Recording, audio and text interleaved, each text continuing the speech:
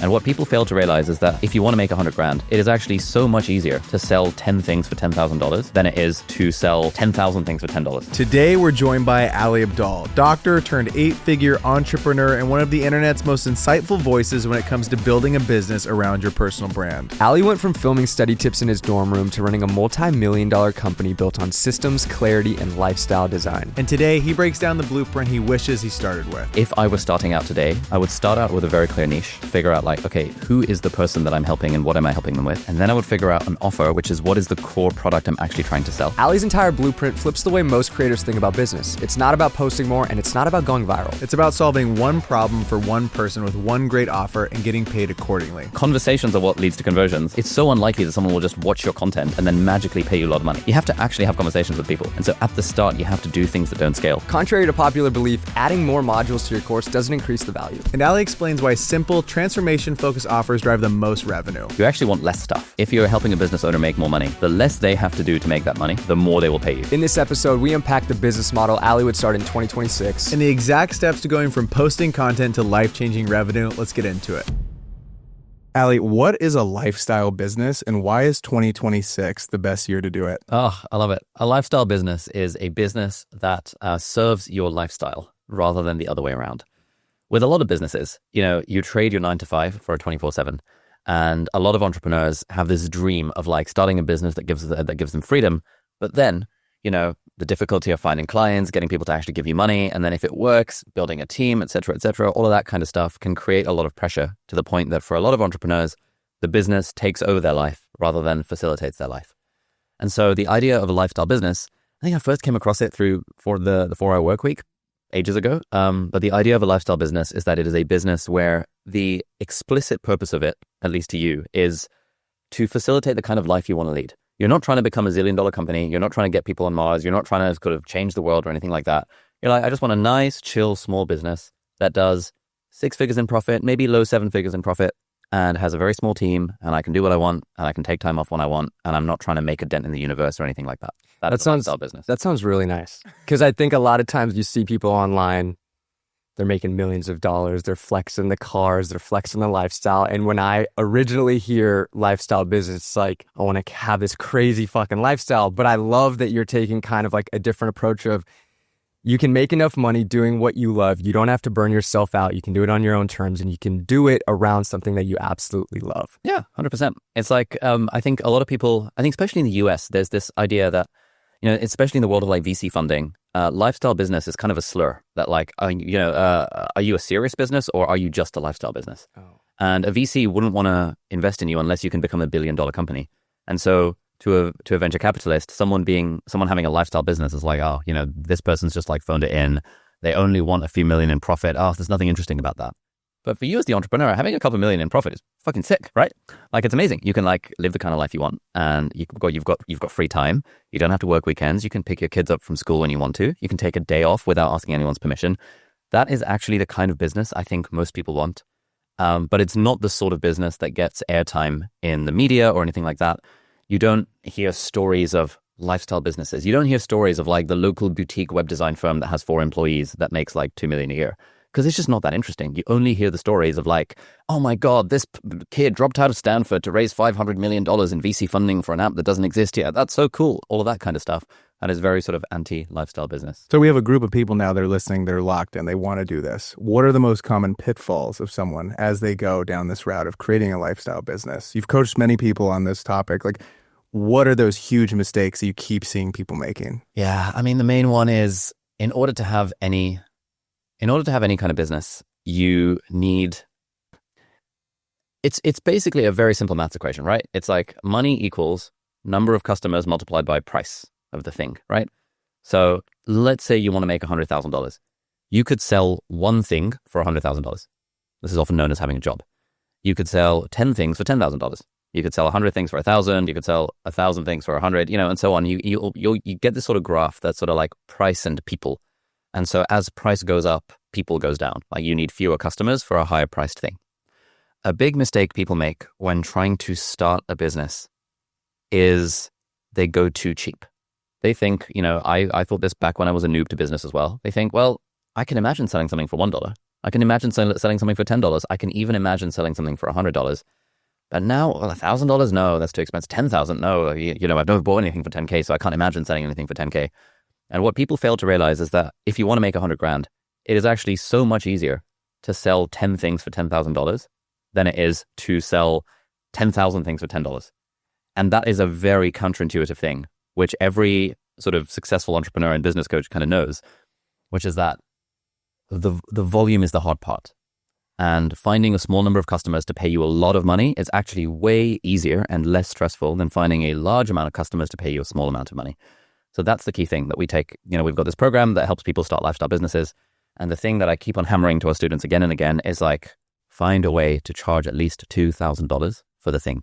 Because if you're trying to play the volume game, unless you have a massive audience already, it is very, very hard to have a stress-free lifestyle business trying to play the volume game. How can someone overcome the limiting belief that they're not worth charging a certain amount? I think anybody hears sell something for $2,000 or $5,000 or $10,000. Like, that sounds great, but I don't know if I have something worth selling that for. Was there a time where you had like those limiting beliefs, and like how did you overcome those, and how do you teach people to overcome those as well? Yeah, sure. So I can tell you how I overcame them. Initially, when I first made my YouTube course back like 5 years ago, I was going to sell it for like $200. I was like, I'm going to teach everything I know about YouTube, and I'm going to sell it for $200. It's going to be a self-paced DIY course, because online courses, because why not? And it was a conversation with Tiago Forte and David Perel, who at the time, and possibly still do, ran like Building a Second Brain and Rite of Passage, which were these like expensive live online courses where you get people together live for a cohort for 4 or 6 weeks. And they basically challenged me to just run the thought experiment. And Ali, you want to charge $200 for this thing. We think you should charge $2,000 for this thing. Hypothetically, if you were to charge $2,000, what would change about how you show up for your students? I'd be like, man, if if people are paying $2,000, then that would change everything, right? Because I'm actively invested in their success. We would have so much more going on. It wouldn't just be a course that they follow and then buy access to and then never actually watch and never actually implement. We'd be giving them feedback on their videos. We'd be hiring people to help them with whatever they're struggling with. And I'm so glad I followed that advice, because in the very first cohort, we made like $300,000, which was like, would have been like 15 years worth of me working as a doctor, because I was still working as a doctor at the time. And the next one, we made like $500K. We've had a couple of $1 million launches for this. And it's all been because we have charged high prices. But even then, in our case, we haven't been charging nearly high enough, because up until recently, the most expensive thing that we've sold was this YouTube course, which we then turned into like a do-it-yourself course for $1,000. And everyone making way more money than we are in the sort of online courses space is selling stuff for like way higher than $1,000. Like $10,000 packages, 20K, 30K. I signed up to a $68,000 thing recently. I signed up to a $60,000 thing recently. I signed up for a one-on-one coaching program for $100,000 for the year. The people making this kind of money are selling very high ticket things. So that's sort of been, I think, a mistake on our end, is that we have also been pricing our stuff too low, thinking a passive do-it-yourself course is the way to go. But I think increasingly in a world of AI, where information is becoming more and more of a commodity, anyone can learn anything by asking ChatGPT. The value of a pre-recorded self-paced online course that just has a series of videos is fast dropping to zero, especially because there's all these people that are now releasing freaking 6-hour-long courses on YouTube completely for free. Maybe even former guests of this episode are helped. And it's like, that's the sort of shit that you could previously charge money for, but the free line keeps on going up. So, more and more stuff is being free. So then the second part of your question is like, okay, how do we recommend people think about this? I think people have a lot of imposter syndrome around, am I worth X amount of money? Am I worth $5,000? And it's about removing your ego from it. And it's not about, are you worth it? It's about, can you deliver a result for someone else where that result is worth way more than $5,000 to that person? And there's sort of two ways of thinking about this. There's like the person and then the problem. If the person has a lot of money, the same problem is worth a lot more money for them. For example, Esther Perel is a relationship therapist who only works with billionaires. And so she charges a shit ton of money, because for a billionaire to save their marriage, it's exactly the same thing that the $10 an hour relationship therapist down the road charges. But because she's targeting billionaires, it's a massive value to them. And so they are paying her like $1 million a year for exactly the same thing. So if the person that you're targeting has loads of money, then generally it is a lot easier for them to see the value of the thing, which is why it's generally easier to sell to businesses than to normal people. This is difficult for people because people listening to the podcast are probably normal people. They're probably consumers who are used to thinking like normal people. rather than thinking like businesses. I guess in your guys' case, it's an audience of like videographers and stuff. And so you guys know that when you pitch something to Nike, you can like 10x your pricing and they won't bat an eyelid because it's freaking Nike. And then the first time you do that, it sort of breaks your brain to be like, whoa, 50 grand was like nothing to them. Or you and charge, 50 grand to me is like my whole year's salary. Holy shit, kind of thing. Or you charge too cheap and they say you're too cheap and they don't go with you. Yeah, exactly. They're like, no, this is so cheap. You can't possibly get I couldn't possibly get the CFO to sign off on this. It's too cheap. And it makes you realize, holy shit, businesses think about money in a very different way than individuals do. And so that's why generally when I'm coaching people through the process, we're trying to figure out, do you have any, or like what pre-existing skills do you have? I call these like craft skills, or like what pre-existing craft skills do you have, either personally or professionally, that could potentially help a business? And then the second part of this is, what is the problem? Now, it's generally easier to sell things that are helping someone make money or helping someone save money. So we have students in our program that are like, I help 7-figure course creators increase their close rates by 25% through their sales calls so they make way more money. That's a very easy offer to sell for like 10, 20 grand. But we also have people that are like, I help working professionals struggling with imposter syndrome overcome their imposter syndrome. That's a hard offer to sell for like thousands of dollars because there's no, like, what's the tangible outcome there? And I'm like, okay, is it that we help them get a raise? Is we help them get a promotion? Oh, no, I couldn't possibly promise that because like, I can't promise that. I can just help them get over imposter syndrome. I'm like, bro, you've got a lot of imposter syndrome yourself. Like, let's try and tie it to a tangible outcome that this person would value. And so those are some of the mistakes that we see people making. Choosing a person to target who doesn't have enough money, or choosing a problem that's not sufficiently painful or sufficiently tangible to justify a high ticket price. And this is why everyone who's like, I want to be a mindset coach, I want to be a life coach, I want to be even a productivity coach. I'm the world's most followed freaking productivity expert. And it has been hard for us to sell our productivity course because people don't actually want productivity. They want productivity as a vehicle to get them to the thing they actually want, which is to build a successful business or to complete their PhD or to get a promotion at work. The people want tangible outcomes. And if you're trying to sell the vehicle that gets them there, like productivity or overcome your imposter syndrome or whatever, it's really hard for people to see the value of that, even when you have a massive audience. And when you're packaging it, you're selling like their actual desired outcome. But when you're actually working with them, I'm sure you're actually teaching them some of the productivity stuff. You're just not selling it that you're going to teach them about the productivity stuff. Yeah, 100%. So it's sort of like the way we think of building an offer. So you've got the person and the promise, which is kind of like your niche. I help X type of people solve Y kind of problem, that sort of thing. Person and problem. Then you have your promise, which is, in our case, build a $100,000 a year lifestyle business in under 12 months. That's like our promise, which then gets people to want to find out more. Or for example, I have a friend, Aman, who has a program that's sort of land a software engineering internship guaranteed. It's like, okay, that's the promise. And now people will want to hear about the process. When you're like, okay, well, the process is, step 1, we're going to help you optimize your resume. Step 2, we're going to help you figure out your interviews. Step 3, we're going to get you on a call with all these like meta recruiters to do better at lead coding or whatever the fuck the interview process is. And that's when we start to weave in the productivity. In our case, the promise is build a $100,000 a year lifestyle business. So we're like, okay, cool. The process is phase 1, ideation. We're going to help you figure out your niche and your offer. Phase 2, validation. We're going to help run that offer by like 10 discovery calls and see what happens. In the process, we're going to help you build your own productivity system so that you're actually managing your time, energy, and focus, et cetera, et cetera. That stuff is in the process. But until you get people to pay attention with an interesting promise that solves a clear problem that they have, they don't give a shit about your process, basically. Drum roll, please.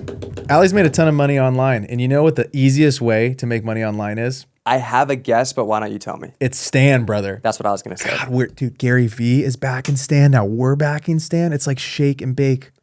It's like salt and pepper. I mean, come on. Peanut butter jelly. Yeah. Dan Coe, future guest of the 505 pod, come out in a few weeks also. Everybody's doing it. Everyone's doing it, man. They've made over $400 million for creators on Stan. So it's the easiest way. Okay, let me tell you what you can do. Okay, you can book, like if you're a person who wants to take one-on-one calls, you can do that through Stan. You can sell a digital product. You could sell a course. It's all one link and it sits in your bio. If you're a listener of this podcast, I would argue you're making content, you're trying to build a personal brand, you want to monetize. The place to do it is Stan Store. You're trying to go from rock to boulder. Okay, Yeah. that's what you guys want to do, right? Absolutely. Okay, and it's one simple link. There's over 80,000 creators right now monetizing on Stan, which is ridiculous. In all honesty, making money online is amazing. It can feel a little intimidating with like, where do I host it? How do I do this whole thing? Stan makes it so easy that like, if you want to get into making money online, monetizing your audience in some way, shape, or form, you got to check out Stan Store. You guys could do this in a weekend. You could replace the income of your full-time job. Seriously, go lock in. Go click that. Go click that top link in the description. DM us if you have any questions. We're so stoked to bring them to the show because you're going to be hearing about them a lot more. So go check out Stan. Let's go. So you're promising somebody to make $100,000 a year in 12 months through a lifestyle business. If they wanted to start that process over the next 30 days, what are those first few steps that they need to take in order to start building the lifestyle business of their dreams? First step is figure out the niche and figure out the offer. Okay. Now, this is actually counter to what used to work back in the day. So back in the day, if we think of this world of like creators, let's say when I started on YouTube back in 2017, the prevailing wisdom was build an audience first, sell a product second. It was like spend bloody years having a podcast about videography or whatever, about personal branding, et cetera, over the course of 5 years, maybe if you're lucky, you will build an audience of people who know, like, and trust you. And then further down the line, now that you have these subscribers or these email list subscribers, ideally, you'll be able to then figure out what they want and ideally be able to sell something to them. And that was all well and good in a world where there was less saturation of content and in a world where subscribers actually meant something. But now in a world with saturation of content, with AI slop everywhere, where YouTube literally, like, they're testing out a feature on the app that doesn't even show you the subscriber count when you're watching someone's video. Like, you have to click into their channel to see the subscriber count. And I saw that being tested on my device, and I was like, holy shit! Like, this is like a real sign that none of these platforms really care about followers or subscribers anymore. They want you to just watch. Yeah, exactly. They want you to just watch. And so in that world, I think, if I was starting out today, I wouldn't just make random shit and hope and throw spaghetti at the wall and see what sticks, and then hope that 5 years later I'll have an audience. I would start out with a very clear niche to figure out, like, okay, who is the person that I'm helping and what am I helping them with? And then I would figure out an offer, which is what is the core product I'm actually trying to sell. I would ideally price that at least $2,000. At the very least, if I was still going down the content creator route, I would sell an hour of my time on a Zoom call for, like, I don't know, $100 or something. Because there's just a lot of value in actually having conversations with your potential customers to find out what their problems are and why they're following you in the first place. And now when you create content within that niche, you're able to essentially, like, get people into your offer. Even if you only have like 100 views on your videos or 1,000 views on your content, you'll still get some percentage of people wanting to take that next step with you. And so then you'd build some sort of DM engagement system, actually having conversations in the DMs with people. Again, people are like, oh, but I don't want to be chatting in the DMs. It's like, okay, you're probably not going to make any money because they're trying to start out a business. Like, conversations are what leads to conversions, not just like, it's so unlikely that someone will just watch your content and then magically pay you a lot of money. You have to actually have conversations with people. And so at the start, you have to do things that don't scale. Kind of like the founders of Airbnb. At the start, they literally went to every listing in New York and took photos of them to make them look legit on the app, because on the website, because otherwise, people were taking shitty iPhone photos back in the day. And so that's not scalable to millions of users. But at the start, you have to do things that don't scale, and you have to do the hard work of getting those first few customers. And then once you've gotten the first few customers, life becomes easier because now you have a validated offer. You know that there is at least some kind of market for what you're selling rather than no market for what you're selling. And you at least have some testimonials or case studies, which makes landing future clients and customers way easier. So I would start with niche and I would start with offer. Can you touch on why it's so important, though, to talk to your audience that you have? Because I think a lot of people think they know what their audience wants, and then they spend all this time crafting their offer, making a course, creating a cohort, and then they go to sell, and it's not actually what their audience is looking for. So how do you recommend people go about talking to their audience? Is it just through DMs, posting on stories? And like, how valuable is that? Yeah. Oh my God, it's incredibly helpful. Like, we've made a couple of products in the past where we've done it purely based on what I thought the audience wanted. And all of those have completely flopped. Whereas whenever we have put in a sort of discovery process in the process where it's like either me or someone in the team is like actively talking to customers, either through Zoom calls or like putting out surveys to the audience or like putting out a ton of polls on Instagram stories. Essentially, if your audience is very large, you could just send out like a survey, a Google form that asks, let's say you guys are working on a personal branding live coaching program or whatever. You send it out to everyone on your list, everyone in your stories. It's a link to a form that asks a simple question. When it comes to building your personal brand, what is your single biggest challenge? Boom. Then people fill that in. If you use something like Typeform, you get a partial submit point there. So you get all of that data. And then you're like, hey, if you have a few more minutes, we'd love to ask you a few more questions. And then you ask them some more questions about it. 50% of people will drop off at that point, but you still captured the biggest challenge because they can't be bothered to answer the rest of the thing. But some people will answer the rest of the thing. And then at the end of it, you ask them to tick a box. Would you be open to us reaching out to you for a 15-minute Zoom call to talk more about this? Loads of people will probably say yes because they like you. And so at that point, you actually just reach out to people with a Calendly link, be like, hey, thank you so much for filling it out. I'd love to talk to you. 15-minute Zoom call, book a time wherever. And, I just really want to understand your problems with personal branding. So, because we're working on this product and, we'd love to understand what your issues are. Oh, and as a thank you, I'll give you free access to the product in return for feedback or something like that. And now what you're doing is that you're speaking to people who are actually your target market. They've taken the time to fill out the survey. You're getting on Zoom calls with them. And you're basically giving them free access to the thing in return for giving you feedback, which they feel good about. And then you feel good about it because they're literally helping you improve the product. And so you create like a little beta community WhatsApp group or whatever. And as you drip feed content to them via Loom or whatever, you can ask them to give you feedback. Easy. And now you're building the product with your audience, with market validation built into it, rather than going into a cave for 6 months, coming out with a whole course, and then realizing no one wants to buy the thing, which is such a freaking nightmare. No, it's a super fun game. I've done it before. It's fantastic. Going back to something you said earlier, you've spent a lot of money on mentorship. You recently just paid $100,000 for something. You've paid $30,000+ for something. What have been some of the biggest unlocks from being around other very successful entrepreneurs that are selling stuff online, that are building products? Like, what have those conversations looked like? I would love to know. Yeah. It's interesting because it's never something that I could have predicted ahead of time. Yes. But I've done it enough times to know that there's all sorts of unknowns that like just speaking to the right person unlocks something. So for example, I was at a mastermind in Palm Springs a couple of weeks ago with this guy called Taki Moore, and it was a group of 50 people-ish.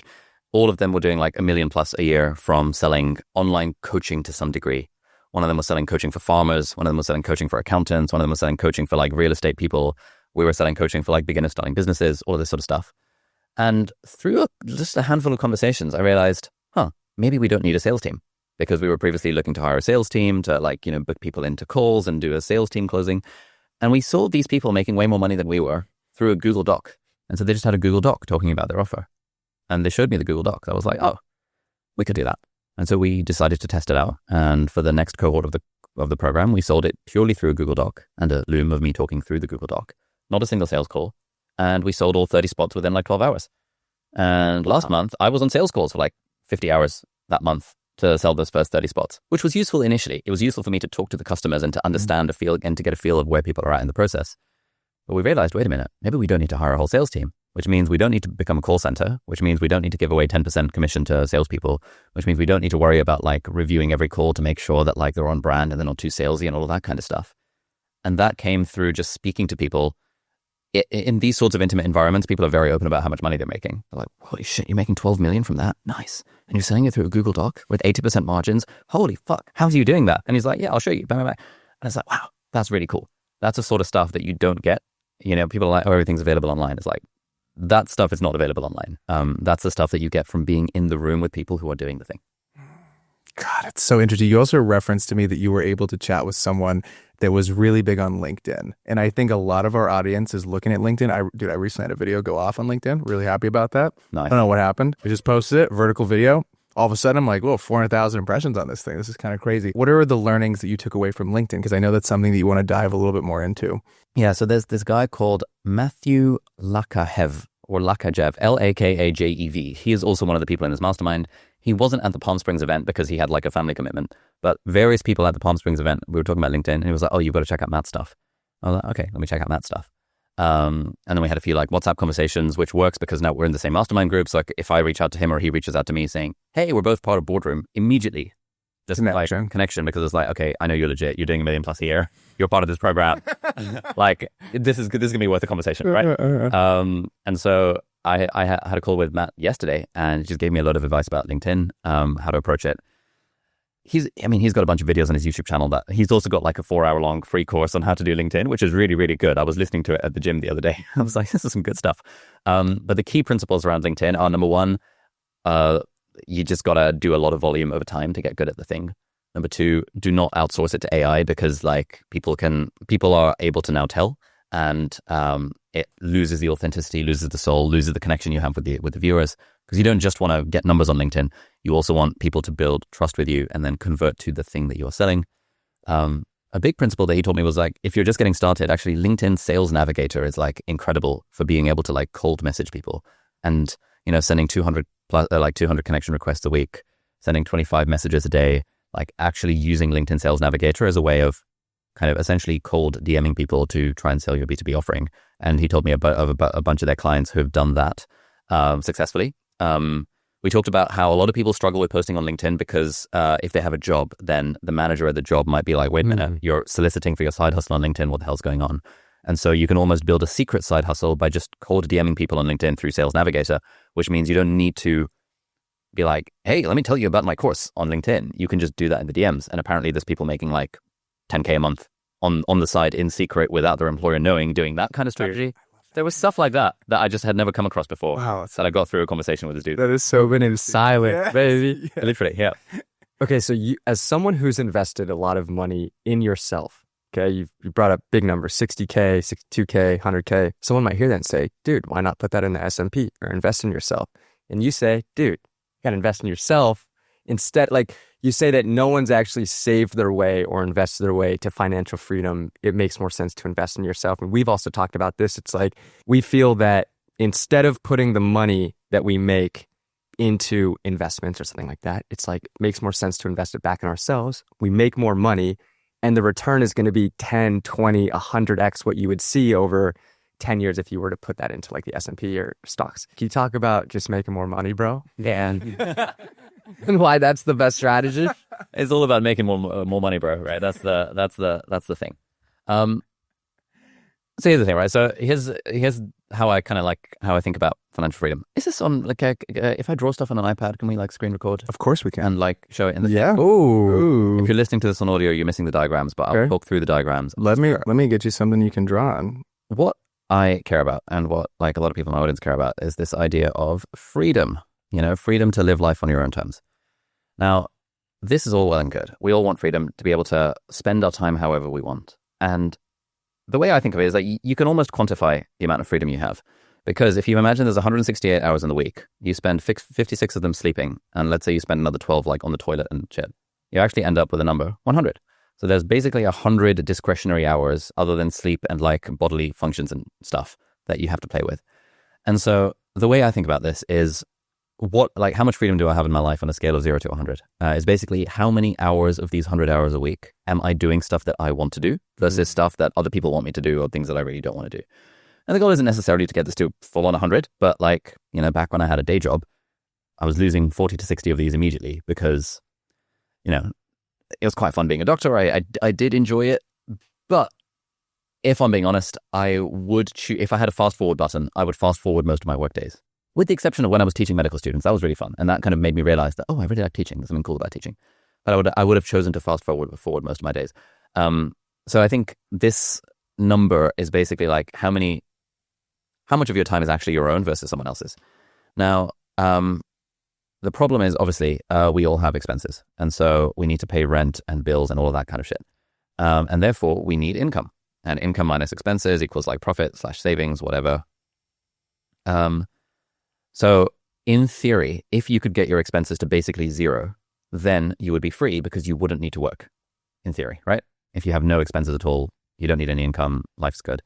Or in theory, if your income, we got like universal basic income or something like that, and suddenly you had, 10K a month, 20K a month, or like whatever it is, coming in to that then covered your expenses and then some, you also wouldn't need to work because now you can basically do whatever you want. You'd still probably work anyway because most humans need a sense of purpose, need some kind of work, but you probably wouldn't be working the exact same job that you currently do if you had universal basic income or if you like won the lottery or something. And so unfortunately, in order to make income, we have this thing called a job, which ends up sapping quite a lot of our freedom. Great. That's all well and good. The way people get to financial freedom, to use Scott Galloway's definition, is like financial freedom is when your passive income, i.e. the money that you make without actually doing anything, exceeds your lifestyle expenses. And so that begs the question, how do you generate passive income? And passive income is generated through assets. And an asset is a thing that puts money in your pocket. So that could be stocks. It could be like, houses, like real estate, etc. It could be having like royalties. Like if you write a book, then you actually get royalties from book sales for the rest of your life. That is an asset that puts money in your pocket. And so the game of financial freedom is a game of essentially owning assets. The people who own the assets are the people who are very wealthy, the people who are very rich, because assets create passive income. Passive income funds your lifestyle. Great. You now have freedom to spend your 100 hours however you want. Which then begs the question of like, okay, how do we get these assets? And there's basically only 3 ways to get assets. Either you buy the asset, so you spend money to buy a house or you spend money to buy stocks, or you get sort of gifted the asset if your parents are rich and they gift you a house or whatever, or you build the asset. So in theory, you could build your own house, but that's kind of hard. But a build would be something like you choose to write a book. Like right now, anyone listening to this could choose to write a book. You can self-publish it on Amazon. And now for the rest of your life, you have an asset where if the thing is good and you have a way of driving leads to it, you have a way of generating passive income. Unfortunately, with this buy, mostly people get assets through buying, which means you need money, which means you need a job. And so we're back to freaking square one. We need a job. God damn it. And so then we're like, all right, cool. Now, the way we accelerate our journey to financial freedom is we could reduce our expenses to 0 or as close to 0 as possible. But there's only so much you can do. Like the most you can save is 100% of your paycheck, right? Like there's a cap to how much money you can save. And you also probably don't want to live like a monk. But there theoretically is no cap, no cap, to how much you, I don't even know what that means. I just hear the kids say it. There's theoretically no cap to how much income you could earn. But there is if you have a job. Because if you have a job and you try and 5x your income, they probably won't go for that. No. You could make the case that, hey, I'm adding 5x value to the business. But they're probably going to say something about bands and salary bands and it's unfair on the people in the rest of the team and it's just not how it works. And, the rule book says you're only allowed to negotiate a raise once every 3 years. And bro, you tried last year, so fuck you. That kind of situation. So then we think, well, a job is where you're doing work for someone else. A business is when you are doing work for yourself. And so can we take the skills that the employer is paying us, and our employer is basically a single client, and could we potentially use those skills to start a business where we have multiple clients or something like that? The other thing there is that, there's different types of businesses, right? Like you could have if you want to make a shit ton of money, you could have a very stressful job. You could be a corporate lawyer, you could be an investment banker, et cetera, et cetera. And now you can probably get to financial freedom within a decade or 2. But the problem is that most of those people are kind of miserable in their 20s and 30s because they're burning the midnight oil and not having a good time. Similarly, you could also build a really high risk, high growth startup or a traditional business where you're like, man, if this works out, I'll sell it for 100 million and then I'll be rich and then I'll be financially free. But again, a lot of those people, having spoken to them, A, they get depressed after they sell the company, and B, it sort of torpedoes their health and their relationships and all that kind of stuff. So this is where, coming back full circle, this idea of a lifestyle business comes in, where if you could build a business that kind of gave you kind of freedom and flexibility and fun and fulfillment, now actually you can actually have the freedom that you want en route to becoming financially free. Because it takes a lot of money to get to a point where you never need to work a day again in your life. But if you build a lifestyle business where en route to doing that, you've also got the freedom and the flexibility you want, you generally find that is what people want anyway. The reason people want all this money to be financially free is so that they can spend their time doing what they want. But if your business allows you to spend your time doing what you want anyway, if the stuff that you're doing for your business is stuff that you're not just doing for the money, I imagine you guys enjoy running the podcast, right? Super fun. Yeah, you would probably do this anyway if you won the lottery. I'm having a This is a lifestyle business. Yeah, it's a lifestyle business. This is fun. We get to do it. We get to travel. We get to hang out with you. Yeah, and so that kind of thing. And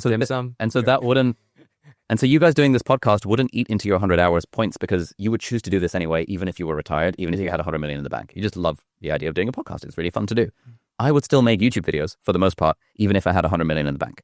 I probably wouldn't sell online courses if I had 100 million in the bank. So I know that for me, online courses are a thing that I'm doing for the money, but that's okay. Every business, you're doing some of the stuff for fun, some of the stuff for money, and hopefully mostly there's an overlap between those two things. It's my favorite time of the year. Is it the Artlist Trends Report? Oh yeah, we're going through it. A lot of this was around AI, okay? Oh, yeah. They surveyed 140 different countries, 6,500 creators at massive companies. You got people at Meta, people at Netflix, people that are really using creativity at the highest level. Yeah. And I think we have some amazing insights for you guys today, so let's go through them. What's number 1? Originality becomes your edge. I think that's a boom. Yes, of course. Originality is coming our edge. With AI, everybody can create amazing things, and so you need to be original to stand out. If you're not original, you're just going to blend in with everybody else. Absolutely. So maybe using it to put your own spin on it. Absolutely. Not relying on it entirely. Absolutely. Okay, number 2 is getting up to speed with it. So I think a great place to be playing with these tools is an Artlist. They have everything integrated right there for you. So you can test it out. You can try these different things.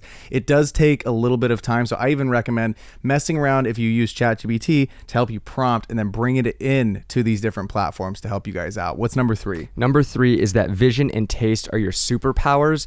With everybody able to use AI to make whatever they want, you have to become your own creative director. You have to creative direct the prompts. You have to use your taste and your vision to make original content and allow you to stand out. Number 4, you can't fake real experiences. You can't. You guys need to be bringing people together, getting off the screen. Absolutely. Bringing people into different settings that are outside of the little bubble that we all live in on our phone. So whether that be coffee meetups, or whether that be like a run club of sorts, a photo walk, whatever the heck the thing may be, try to bring people together in some way, shape, or form. We're going to be doing in-person things, which we're super excited about. So I'd implore you to do the same. And number 5 is trust and authenticity is everything.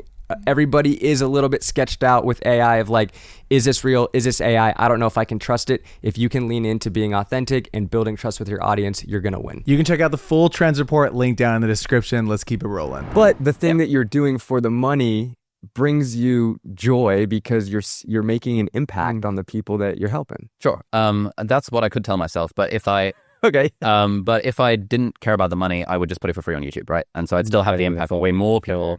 You could argue that if you don't pay, you don't pay attention. And so people, if something's free, they don't value it, et cetera, et cetera.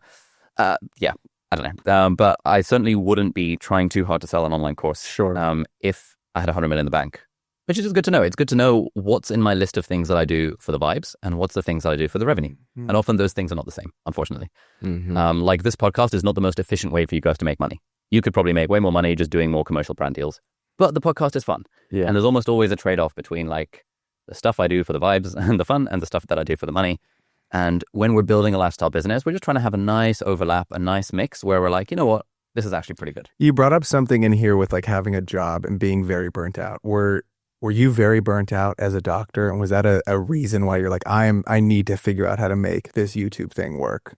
Or no? I actually wasn't. So like, No. I figured out the productivity thing, where like for the first couple of months of being a doctor, I was very burnt out. And then I realized that actually a lot of the burnout came from the fact that I wasn't as engaged with the work as I could have been. This was kind of like the whole reason why I wrote my book, Feel Good Productivity. It's like there's lots of things you can do to get energy out of whatever work you're doing, even if that work is hard or it's boring or it's tedious or whatever. And so I wasn't actually that burnt out. But I had a lot of friends who were very burnt out, and I looked ahead 10 years to see other doctors who were ahead of me, and they were all burnt out. And so I was like, I don't want to run the risk that I'm going to be the one special snowflake that like loves working in medicine 60 hours a week. I'm probably not. Like everyone says, as you get older, you have less energy, et cetera, et cetera. And so I want to optimize for freedom so that I have the option of working part-time, because the happiest doctors I knew were the ones working like 3 days a week. Man. Or the ones who'd left medicine to build their own businesses. You know what one of my favorite things about the podcast is? The whiteboard sessions. Yeah, the whiteboard, God. And the first time we did it was with Daniel Priestley. Oh, yeah. Yeah. And you brought up Talking More, you brought up other people that you've been working with, and Daniel's a good friend of yours, and you guys have worked together, and he's taught you quite a bit. I'm curious to know, what have you learned from Daniel Priestley, and how has he helped you transform the way you go about your business? Yeah. Shout out to Dan. Yeah, big shout out to Dan Priestley. So I discovered his book Oversubscribed back in like 2021 or something. And that is still to this day my most highlighted book of all time on Kindle. I think number 2 is The Way of the Superior Man. but Oversubscribed by Dan Priestley, amazing book. And so when I started my podcast, I just assumed he was in Australia, because like I knew he talked in his book about being in Sydney or something. And it turns out he lives in London. And so we had him on my podcast, and it was super fun. We really got on. He taught me so much in that podcast episode. That episode got like 2 million views. And then he came on the podcast again, and it got another 2 million views. And so he's been our like highest performing podcast guest of all time. And then sort of through those conversations, we just got to know each other as friends. And now me and my wife go on like double dates with him and his wife, and it's just vibes and stuff. One of the key things that he taught me is, I mean, it seems obvious now, but it really wasn't obvious to me back then, which is that everything is downstream of lead generation. Like if you can't generate leads for a business, then you don't have a business. And so to this point around like validating an idea before you build the thing, his whole shtick would be, build a wait list or build a score app, a quiz, or build a free introductory workshop to personal branding. If you can't get people to sign up to a free introductory workshop to personal branding, there's no fucking way in hell you're ever going to get them to pay $2,000 for a program on personal branding. And so that kind of idea sort of has really shaped our business over the last 5 years of really recognizing, build the waitlist first. Even now, we've got a Black Friday offer coming up for our YouTuber Academy. We are building a waitlist for the Black Friday offer because it's just so easy to build a waitlist. It's very easy for someone to enter their email and be like, yeah, I want to learn more. And then we can sort of send daily emails to them that give them a lot of value and make them think, whoa, Ali really knows what he's talking about this YouTube stuff. And then when we present the offer and the deadline and the 24 hours to go, 1 hour to go, 4 hours to go, all of that kind of stuff, that's when we get a massive spike in sales. So that was a key thing. And then Dan also has really helped me around this sort of lifestyle business stuff.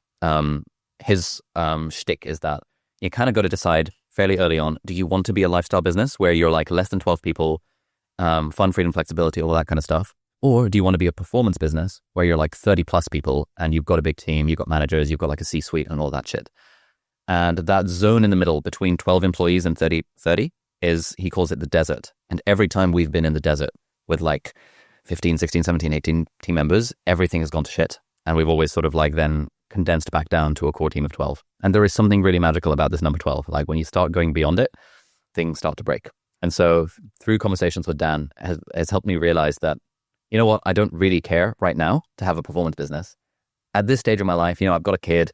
We've just moved to Hong Kong like a year ago. I want to have a balanced life. I want to actually start taking care of my health. For me, having a lifestyle business is what I want right now. Maybe I'll change my mind in a few years and be you know what, let's go big. Let's go for the 50 million revenue type business. But for now, a lifestyle business is the place to be. When you got to over 12, had Dan already told you yo, you got to watch out for the desert? And you're like, no, I got it. Yeah. And then you went over. We had a similar conversation. Yeah, we love that, dude. I texted Dan a year after. I was like, you're fucking ready. He goes, I know, dude. It's I'm wise, dude. I've been down this route before. We were just about to get into our first program. Bang my head against a wall. And we were kind of workshopping it with Dan. We were pretty set in our ways. And he's like, I'm telling you this is wrong. And I'm not going to work, man. No, you don't get it. You don't know, Dan. He's like, I've been here. I've done this, brother. Dan was telling me not to build this lifestyle business academy. He was like, look, you've already got a thing that works. You've got your YouTube thing, your YouTube Academy, which is doing somewhere between 1 and 2 million a year in revenue. Why not just pour fuel on that fire? Because it's so much easier to take something that already works and make it better. And then you could potentially sell it, et cetera, et cetera. And I was like, man, every time we've ignored Dan's advice in the past, we've always come back to do it then 2 years later. So maybe, and then we were like, nah, Dan, this time. We're going to call him, dude. We're going to give him a call after this. On the, you brought up lead gen. Yeah. What ways do you have in your sales process of qualifying leads? Because I feel attention is really sexy, and to get a lot of views and to get a lot of people coming to you is great. But if they're not qualified, it doesn't fucking matter, because if you're trying to sell a high ticket thing and it's not a qualified lead, you're not going to turn them into someone who's going to pay for your product. So what ways do you have to be able to qualify leads if they come through you guys' funnel? Yeah. So in our case, for our high ticket thing, we have an application. So you have to apply. And then we review every application. And we have an AI that also reviews every application. And what we are looking at is, based on the way they filled out the application, do we think we can actually help them? I.e., do they have enough pre-existing expertise that they could potentially come up with a high ticket offer? So we get a lot of 19-year-old kids who have... life coach? Yeah, want to be a life coach. Want to be a life coach because they've watched Hamza's content or something. They've never started a business. You ask them what they do in the spare time, and they're watch Netflix and scroll TikTok and stuff like that. Super into video games, but not good enough to be competitive. And so they just actually have no skills. Now, it's very hard for us to take someone like that and help them build a $100,000 a year business in under 12 months. So we just don't even accept them into the program. If you are that 19-year-old with no skills, that's okay. You can just spend a year or two learning the skills, because it's not that hard to learn skills that are high income skills. These days, the whole AI thing, as a 19-year-old kid, if you were to just figure out what kind of businesses do you like the idea of that's not too saturated, and can you figure out a way to learn how to use AI to help them make more money, you're onto a winner. I was speaking to one of the guys at the mastermind who started off a few years with basically no experience, but had previously worked at a marketing agency and was like, all right, I'm going to do marketing for businesses, and landed on hair salon owners. He's not a hair salon. He's never been to a hair salon in his life.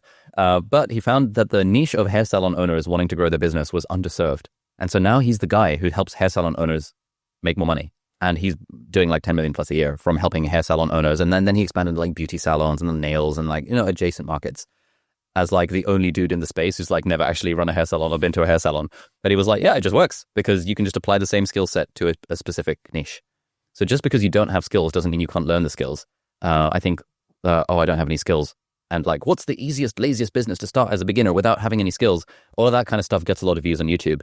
And so then you end up in the realm of like freaking paid surveys and stuff. But I think the underrated thing is learn a high income skill, become really good at something, and then parlay that skill into building a business that helps someone else ideally make more money. What are other ways that you're using AI in the business that have really helped you guys? Because you said you have a smaller team now, but you can operate at a much higher level because you're using different things to save you more time. What are some of those things? I mean, I still think we're quite like bloated in terms of team size. But like everyone is good is the problem. Like we have no one in the team who's like clearly bad.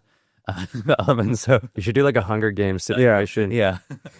And so, on the AI front, we use it a lot for like brainstorming. So, for example, one thing that's really helpful is being able to take transcripts of like sales calls or taking all the application forms that we get for our Lifestyle Business Academy or taking all of the workshops that I do for our students and all of our like coaching calls and stuff that our coaches do, chuck them all into like Claude or ChatGPT and get it to figure out like what are the things that people are struggling with, which then helps inform the content that I do in the next week's workshop and stuff. So that's like super, super helpful. Previously, that would have taken a human like a bunch of time to do. We also do a bunch of like idea brainstorming for content. So we will feed it the CSV of our YouTube analytics and be like, all right, tease out the patterns here and help us figure out like, oh, actually, when we do videos about books, those don't get as many views as videos about money, but they actually drive more subscribers. Oh, that's interesting. Okay, that's good to know. Or like when we do videos about money, but framed around how to make money versus how to start a business. Actually, no one wants to start a business, but everyone wants to make money. It's almost that meme where you have the two lines sort of lining up outside this like kiosk. And one kiosk is make money. The other kiosk is start a business. And like there's no one there. And everyone's like, I want to make money, which is interesting. So we found that when we're doing videos about business, titling it in the way around how to make money rather than how to start a business. And then using the business as the vehicle that's explained within the video actually performs better. And so stuff like that is insights that the AI has come up with that we didn't see just looking at the data ourselves. Were the bottlenecks different going from 0 to 1 million and then 1 to 5? Revenue or subscribers? Like revenue. Oh. Or subscribers. Or subscribers. Yeah. Yeah. Or subscribers. Yeah. Yeah. Well, what were the bottlenecks? Yes and no. So there's basically two categories of bottleneck, right? There's like, we don't have enough customers. And then we don't have enough, there's a sort of the lead generation problem of like, we need more people to buy our stuff. And then there's the sort of delivery problem of like, we can't facilitate more people to buy our stuff because we're actually limited in operations or in customer success or that kind of thing. Up until about 2 months ago, 100% of our bottlenecks has been in the realm of like, we just need more people to buy our stuff. Because if we could get more people to buy our stuff, if it's like leveraged self-paced online courses, it doesn't matter if you have 1,000 customers or 1 million customers because the fulfillment for those is the same because it's an online course. But now with our Lifestyle Business Academy, we are literally limited to like taking 30 people a month because it's so high touch. And so now we're like, for the first time, actually bottlenecked on capacity to take customers. And so now we're like literally turning customers away. We're like, sorry, you want to pay us 10 grand? Yes, we actually don't have space because like we want to make sure people in the program actually have a really good experience. And so now we're in the game of how do we increase capacity? How do we hire more coaches who are actually good? Make sure that they're like the fit with the vibes of the team, that they know what they're talking about. How do we build systems that allow students to get results at scale beyond like the first 30 people? And so for the first time in our business's history, that is now the bottleneck. Do you find that you have to still be very much in this, or can the team make decisions without you there? The team can totally make decisions without me there, but I find that when my energy is in a project, the project just does better and people have the team have a better time of it and the customers have a better time of it because I've just got so much context on like the business stuff and have been doing it since the age of 13. And so it is unreasonable to expect our team members that are mostly junior and haven't done the thing before to be able to have all of that like 18 years of context that I've got in my head to be able to like do something. Having said that, they are still very good. So for example, Gio is our head of student success. And so she has had experience in like running communities And we sort of has taken a lot of online courses and like spoken to a bunch of mentors around how to build a good like customer success system within the business. So I fully trust her views on that front. But when it comes to the curriculum and what are the sequence of steps that we get students to do to help them define their niche or figure out their offer or figure out their lead generation system and stuff, when I try outsourcing that to the team to do, I end up just scrapping their work and doing it myself anyway. And so we realized that I just have to design the curriculum myself. And my wife, Izzy, helps as well because she has a lot of context on this stuff. What does the week to week look like now? We have part-time YouTuber academy. We have this lifestyle business thing. We're making YouTube videos still. What does the daily look like for you? You have a kid. You have a kid. Oh, yeah. I have a baby. Daily looks like basically we have 2 filming days a week. So Wednesdays and Thursdays. Tuesday and Friday afternoons are devoted to software because we're building apps as well. And so that's when I have my calls with the developer and the sort of our CEO on the software side. And then the other, 2 days a week are spent on like the Lifestyle Business Academy stuff. So that's a pretty nice little portfolio of stuff that we're doing. It's quite a bit. You got your hands full, which means you need to be productive. Exactly. So on the topic of productivity, yeah, how important is being productive with being able to build a lifestyle business? Oh, massively. Like productivity is basically like how much output do you get for a particular like input of, let's say, time, energy, or focus. And so if you are more productive, you are getting more useful things done in the same amount of time compared to someone who is less productive. And so there's sort of 2 axes on this. There's vision and then there's action. There's vision is that's sort of like the directionality, like knowing what direction you actually want to go. And then there's action, like actually doing the stuff day to day, week to week that gets you there. And I generally find that when people start to get into productivity, they care a lot about the action efficiency thing. Like, how can I type faster? How can I use keyboard shortcuts? How can I just do shit a little bit faster? And then as your business grows, you end up actually realizing that the vision bit is just way, way, way more important than the action bit. Like, even if I don't do any execution at all, the business will still hopefully grow if I make the right decisions. And so then the game for me becomes a game of, how do I make sensible decisions? Which is why I invest in all these mentorships and like mentors and stuff. They're not actually helping me sit down and do the work. They're helping me figure out what are the right chess moves to make. Because making, the chess move of removing the sales team and going with a Google Doc is a massive chess move that I wouldn't have seen if I was just like trying to optimize the sales team. It's sort of like zooming out a little bit. Or the chess move of, hey, do you realize with your offer, you could just like bump the price to 10 grand and like it would be fine? I was like, that person's got more experience than I do. I feel weird about this, but let me just borrow their belief right now and let me just test it. Sick, that worked. All right, let's keep going. And immediately we've just added 40% to our bottom line. So it's things like that you wouldn't come to from just sort of the day-to-day productivity, but you kind of need the day-to-day productivity to even get to a point where your decisions start to be so leveraged that it becomes about the decision making. Yeah. It's like, instead of, dude, just make more money. It's like, dude, bro, just charge more money. Yeah, literally. Yeah. It's simple math. That's often a magic bullet. Like every time you hire a business coach, often the first thing they'll say is, what's stopping you from charging more money? Usually the answer is like, I'm scared. And so it's like, have we thought about testing it? Because the pricing page is the easiest page on your sort of page on your entire business to test, and the one where the least amount of effort has the most amount of like impact. Because generally increasing prices drops directly to the bottom line because you've already got your costs. Mm-hmm. So the extra revenue you make from a price increase literally just goes to your profit.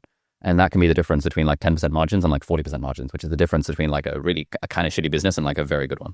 I remember when we were first getting started in this whole game, we thought to be able to charge more, you had to like include more information. Oh, yeah. To like make it more valuable. Give away more time. Yep. But it's not actually the case. Can you talk about that? Yeah. We've also had this issue where it's just so natural to think that people pay for things, and like the more things you give them, the more they will pay for the things.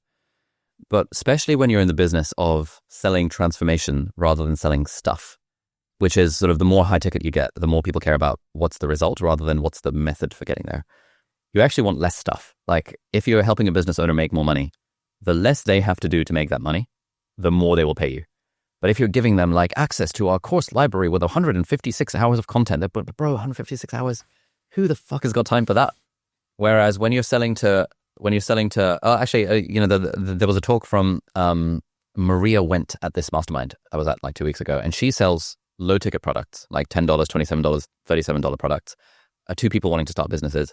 Her take was that when you're in the low ticket game, you want to stack as much stuff as humanly possible because that type of person who wants to buy a $27 thing, almost like when you see those like telemarketing shows, there's like, you get this knife for $27 and you get these other 84 knives for another $1. And you're like, oh, wow, 85 knives for like 27. Wow, I might as well just buy this. So similarly, what she does is she sells like, 300 Instagram Canva templates plus 5,000 hooks that work on LinkedIn, plus these other 27 courses I've made for $27. And for that type of audience who's a beginner getting started, who thinks they need stuff, the stuff is what gets them over the line. But if you're selling high ticket, it's about the transformation that gets them over the line. And the less stuff there is, people don't really care about the stuff. They care about getting the result. And the stuff is just there to A, facilitate them getting the result, and B, for the result to be believable. So if I said to you that, I'll just make you an extra $1 million overnight, you probably wouldn't believe me. But if I said, I'll make you an extra $1 million overnight, and the way I'm going to do that is because I'm going to give you my list of contacts that are all like businesses doing at least 50 million in revenue, and I know that they could benefit from your personal branding masterclass, and they've literally said to me they would pay $100,000 to have a consult with someone who's an experience in personal branding. So with 10 WhatsApp messages, you could get an extra $1 million. Now you believe me because you're like, oh shit, the stuff is going to get me the outcome. But if I said, and I'll throw in my 156-hour-long YouTube course. Oh, and by the way, I'll throw in like a free copy of my book and like, the audio book as well. And like this and that. Oh, and by the way, we've got all these like thumbnail templates that you can use. And then you'll be like, bro, like, what do you do? Yeah. You've been able to also amass quite a following on YouTube. It exploded during COVID. You've kept fuel in the fire. It's continued to grow. What are some of those bottlenecks that people face in the very, very early days of YouTube? Because so many people want to be full-time YouTubers. I mean, we're conversations with you, conversations with Daniel Dalen. I mean, we're going back rejuvenated with YouTube. I'll tell you what, we came here being like, maybe we'll vlog at some point. We're leaving Hong Kong being like, oh, YouTube needs to be like #1 priority for us. As far as a second channel that isn't the podcast, that's like a vlog build in public type of situation. Mm-hmm. Nice. What are your thoughts then on building a YouTube? You get sick. Okay. I have some hot takes on this. Ooh, hot takes for you guys. For us, dude, tell us some hot takes. Throwing this in the trailer. Okay. Give me some hot takes. Okay, so the thing is, like, to the point we made earlier around, like, it's very hard to follow the model of build an audience first, monetize it second. Correct. It's a lot easier to do when you have something to sell. Mm-hmm. So Daniel Dalen makes all his money from his like e-com warehousing thingy. He doesn't make his money from the fact that he's got like a YouTube channel with like, I don't know, 100,000 something subscribers, right? So he has a legit business that's very legit and is just pouring fuel on the fire by virtue of the fact that he has a YouTube channel. Now, if someone didn't have that product and they were just like POV, how I'm trying to build my $10 agency from Dubai or whatever, like, they would realize there's like 500,000 people also trying to do that and none of them are getting any views. And so the game of YouTube is it's becoming harder and harder and harder to get views, which means what you want is a product to sell to the people. And then the content you make is like aligned with that particular product.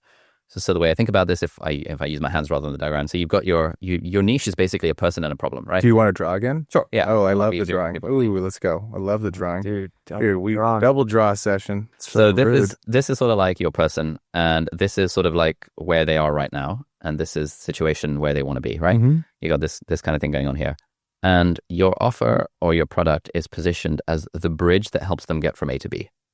For example, I don't have a YouTube channel and I want to be a successful YouTuber. Great, take Ali Abdaal's YouTube course. The offer is positioned as the bridge between where they are and where they want to be. I don't have a personal brand. I want a personal brand. Your personal branding masterclass or whatever is positioned as the offer. The thing to keep in mind is your content is also should be positioned, in my opinion, as the bridge that gets them from A to B.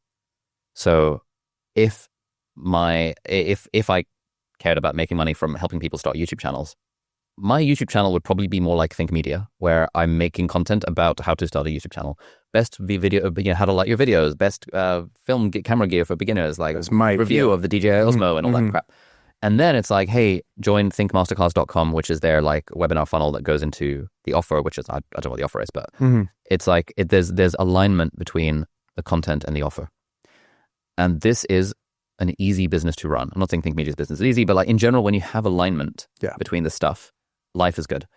If it's like the content is about like, in my case, for example, the content is sort of about productivity, but also sort of about study tips. And there's like some vlogs in there about life as a doctor. And oh, by the way, the thing we sell is about how to do YouTube. it's like that is misaligned. And so we can get a shit ton of views and subscribers, but actually be making relatively little money in the grand scheme of things compared to other people who have more alignment between like the content and the product. And so in your guys' case, I would ask the question of like, what is the offer? Like, what's the core thing that you want to make money out of? And then we can figure out like, what's the YouTube channel strategy, which might be vlogs, but also might not be, because to me, vlog is a format rather than a thing. Yes. Oh, interesting. Yeah. Okay. So what's your offer? The offer is going to be a personal branding workshop, okay? And it's going to help people make 6 figures online selling products. What kind of products? Digital products. Make 100K plus online. How do I make this a bit thicker? There we go. Selling digital products. Low ticket, high ticket, all of the above. All the above. I don't have like a specific one there. Okay, cool. Nice. Where does the concept of personal brand come into this? It's like how to build a personal brand and then how to craft an offer around your personal brand. Okay, cool. So it's like make 100K online. That'd be the promise. The promise make would be- 100K online sort of through building a personal brand, which helps you sell Correct. digital products of some description. Correct. Okay. And you mentioned like paid to be you or something? Yeah, pay to be you. Paid to be you. It was Yeah, called. I think that's a really cool name. Paid to be you. Appreciate that. So you help people become rich, paid to be themselves. Exactly. Great. So you have your target audience, you've got kind of their dream outcome, which is, so now they're making like 100K plus per year, being themselves basically. Yeah. Correct. Sick. And where is their current situation? Like, describe your target audience. Target audience. They're Right. currently in a job. How old are they, roughly? I would say 24 to 35, maybe 24, 35 in that range. 24 to Yeah. 35. They're working a job right now, not loving it. Job, hate. Yeah, not loving the job. They see this idea of like making money online feels fake. Like there's no way. Great. Keep going. I would say they don't see they get a lot of help out of like online content. Like they see YouTube not as something where it's like, oh, this is totally fake. This is very helpful. They're like searching for this content to be able to leave their job. Right. Or I also think it could be a creator of sorts that's making content but hasn't been able to like fully monetize. Okay. Now, in that world, you have a divergence of who this person could be. You're saying either it is a working professional who's like wants to build a business, or it is a creator who, and those are drastically different audiences. And so what I would encourage you to do is like, if you had to pick one, Okay. who is the one you actually want to talk to? Oh. Is it the existing creator who's not making enough money? Or is it the total newbie who is not an existing creator who also wants to make money? I would say it's Guys, I want to go after the person that's probably the working professional because they have more money and you can sell them a higher ticket. Correct or no? Well, not necessarily, because I mean, if someone is an existing creator and they're probably doing it alongside a day job, so they probably have income coming in. Okay, so then let's go the existing. let's go the existing creator. Okay, but the problem with the existing creator is that if you think of how many people there are who are not creators versus how many there are, you've automatically Alienated out a lot. to like 1% of the total addressable market of. See, which is what I feel like we did the first time we were selling a product online. Yeah. We were selling to creators, and I felt like creators weren't making enough. I think the 1% of creators is very small. Like they're making $6K USD plus per month. Very small. Oh God, that's like a 1% of 1%. Like 1%, tiny, teeny. only 1% of people are creators in the first place, and only 1% of them are actually making money from it. Uh-huh. So, unless you're going mega, mega, mega high ticket and your content is purely targeted at that person, then I would, I don't know. This is where it's like, it's not an exact science, but from what I know of your audience, I imagine mostly the people listening to this podcast have jobs and want to make it rather than are already doing the great thing I and agree. want to improve. I suspect, but I could be wrong here. No, This is where I think you're right. I think most of the people have jobs. I think that's given us some clarity. Yeah. And so, okay, great. So now we're talking, we know we're talking to the person with the job. Yeah. Great. So your offer is you're going to take someone who's a boring ass working professional with a job and you're going to help them build a personal brand online through content and shit that sells stuff that eventually makes them to 100K. Show them how to do a newsletter, show them how to optimize for that, show them how to make content consistent on YouTube Fantastic. All that kind of stuff. So great. So that's your offer. Now all of your content is also going to be that kind of stuff. So you would do YouTube videos or whatever. You would pick a platform, stick to it. Probably YouTube, unless you want to go LinkedIn, unless you want to Instagram. I mean, obviously, the choice of platform, up to you. But given your guys' skill set, probably YouTube. Although I don't know, Instagram, high end Instagram could be interesting as well, because a lot of that audience is on Instagram. I mean, this is a massive audience, so they're on every platform. Yeah. Or maybe it's even LinkedIn. Maybe your differentiator is the fact that you're the only people doing like insanely high quality videos on LinkedIn that talk about this shit, where everyone else is just doing ChatGPT written text content talking about the stuff. Because there are loads of people on YouTube doing it. But tons, but there's very few on many LinkedIn, on yeah. LinkedIn doing it. So I'd be interested in like, I wonder what LinkedIn is like. Anyway, so your content would be also selling this transformation and helping them along the way. And the way I think of content, I'm literally doing a workshop for our students about this like this week, so it's top of mind, is that a good piece of content should do two things. Number one, it should move your target audience one step closer to their dream outcome, to DO, dream outcome. Like let's say you did a video on how to start your first newsletter, step-by-step guide. That moves them one step closer. Or like how to stay more consistent when doing content, moves them one step closer. And secondly, if you imagine like a trust meter from 0 to 100 that your audience has with you, you want a +1 on the trust meter every time you make a piece of content. So if there's a whiff that this is ChatGPT generated, boom, you're going to lose trust with a sophisticated audience. Yeah. Even though the content might be useful. So you want to be thinking in those terms around like what is useful in terms of moving them closer, and how do we showcase personality vibes, which you guys already have in spades, as you know. So I wouldn't worry about that too much, but like how do we come across as like nice people that this audience will want to trust enough to take the next step, i.e. join our free workshop, sign up to our 7-day email crash course, fill out the scorecard, apply to our program, blah, blah, blah, all of that jazz. And so interesting. And so when I hear people say, we're going to start a vlog documenting the process, I'm always like, yeah, vlogs of more. Yeah, I see. Would have maybe worked in 2015 Casey Neistat era. But like, and I'm all for vlog as a format, but fundamentally no one gives a fuck about you guys. Totally. They care about what you can do for them. And so if it was a video that was titled, how to produce a high quality podcast step by step, and it was a vlog of your trip to Hong Kong, where you're talking, now this makes sense. Yes. Vlog as a format. Yes. We're doing a video like tomorrow or something about like, read these 4 books to become a millionaire or something. Actually, it's a good title. We should. Ooh, I like that. And it's about write that down. Doing $100 million offers, obviously, .com secrets, $1 million weekend, and the millionaire fast lane. Ooh. And I could do that video at my desk, but I'm going to use vlog as a format to sort of like walk around Hong Kong a little bit, make it more interesting. Go from one coffee shop to another, talk about the stuff. And like, it's a bit more vibey there. See, because I think when we were kind of discussing of like what would a vlog format look like for us, it's not just like, it's not like, oh, dude, come with me. Day in the life. Come with me to get my food. It would be around building like a that. podcast, plus like incorporating some sort of, there has to be a value. Board session. Has to be a value. Giving value, and then also kind of like showcasing life in LA. Otherwise, it's just like, look how cool I am. It's not helpful for me as a viewer. Yes. You know what I mean? But I think it's more engaging than me sitting in my office and like just telling you about it for 10 minutes. It's like we can use our skill set with video and with editing to make it much more engaging and still deliver you something where you're like, oh, I got something. I also enjoyed watching said show today. Yeah, I don't necessarily have desire to do sit down talking head YouTube style videos. I think like being able to teach in a vlog format sounds a lot more exciting. Great. Yeah, you definitely want to follow your energy on that front.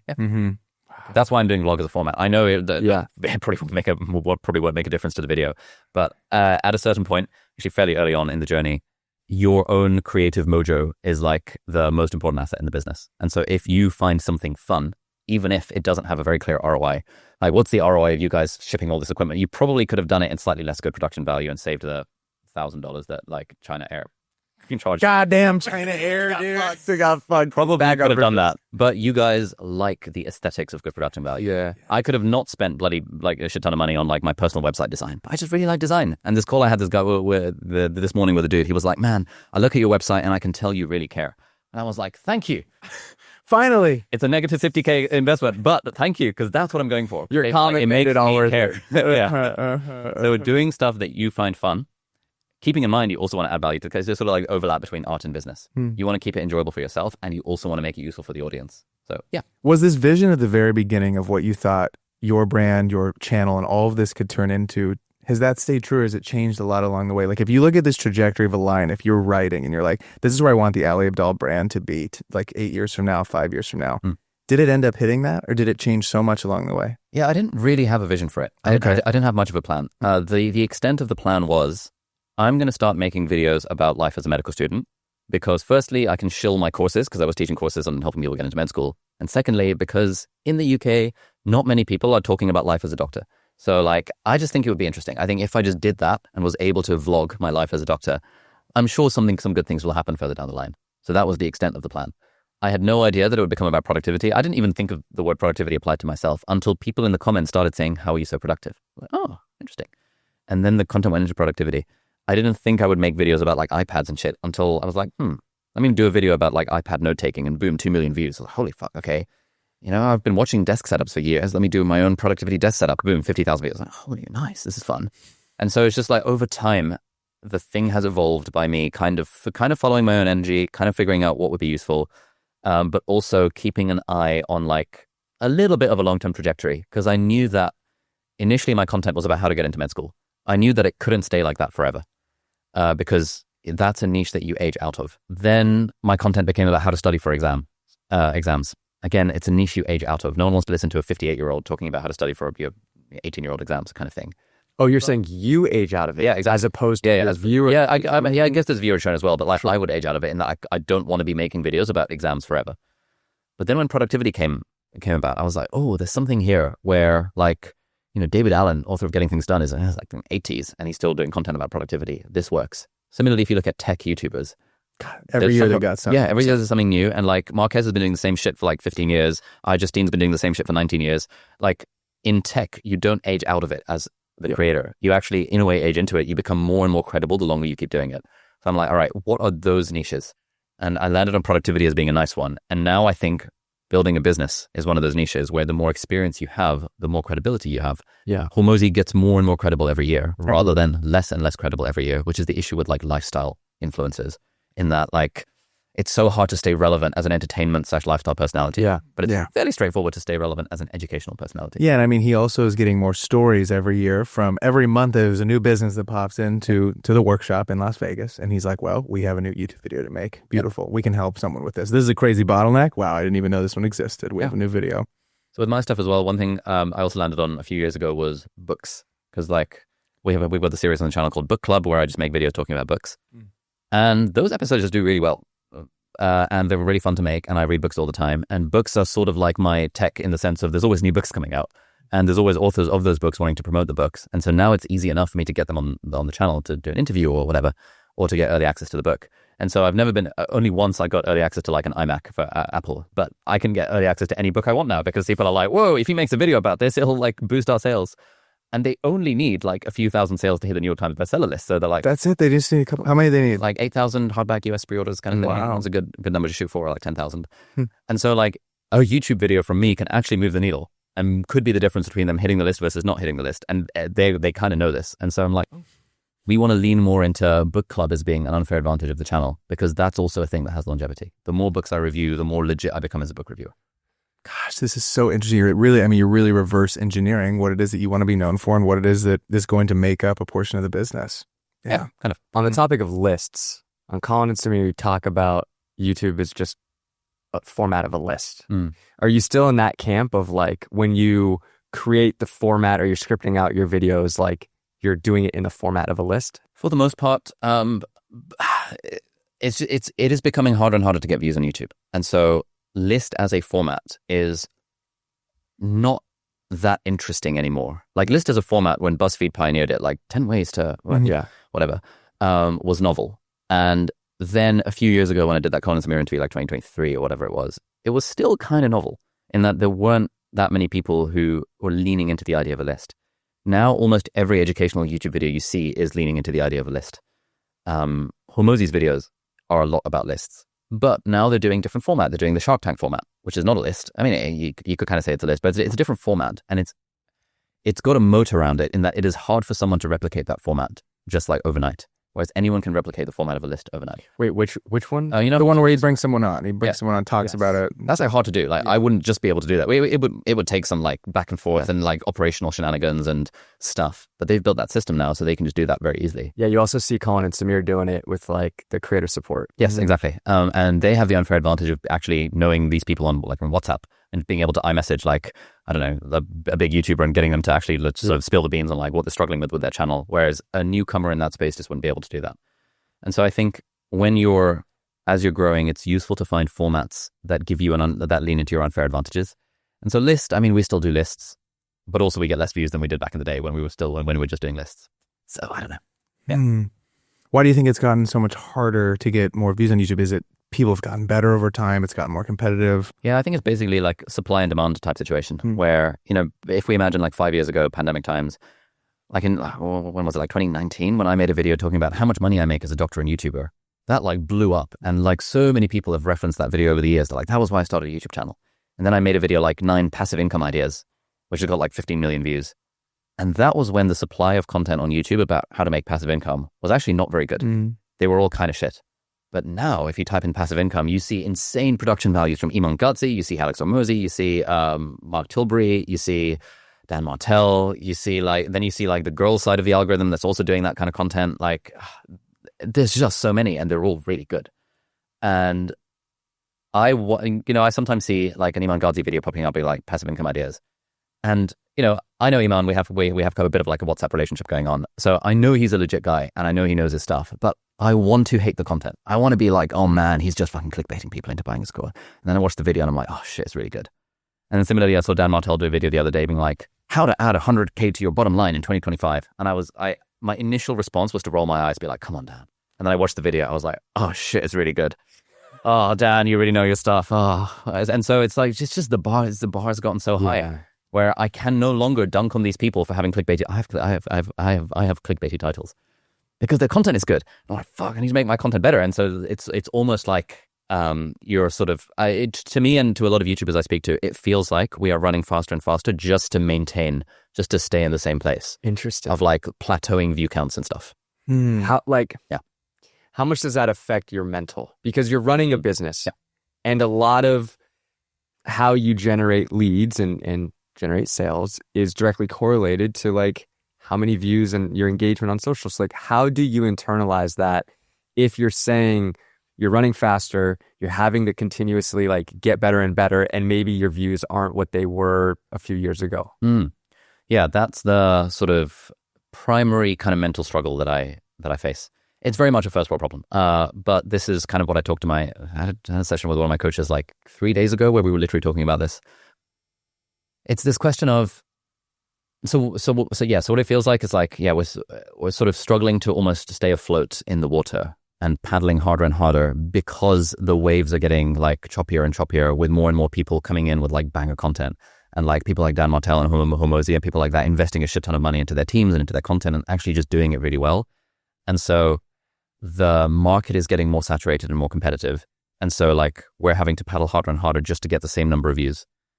Now, the way that we are approaching this is to move away from views as being the primary like metric that we care about.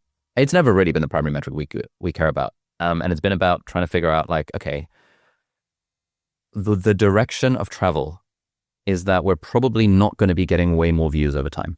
Because to do that, like, let's look at Johnny Harris, for example. Every video gets like 3 million views. Holy fuck, the amount of effort that goes into those videos. It's like, and do I want to try and do that? Probably not. Like, I actually like sitting in front of the camera and just talking about a book that I've just read. I don't want to have to do a whole like half an hour long script with a team of 7 animators. You look at Kurzgesagt, and I spoke to Philip who runs the channel, and he's with a team of like 70 animators. Do I want to do that? No.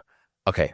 So can I see? So if I look at where the puck is going, I imagine a world where we actually get less and less views over time, at least on YouTube. So what does that mean? That means we need higher revenue products, i.e. high ticket things that require us to convert fewer customers to make the same amount of money. Okay.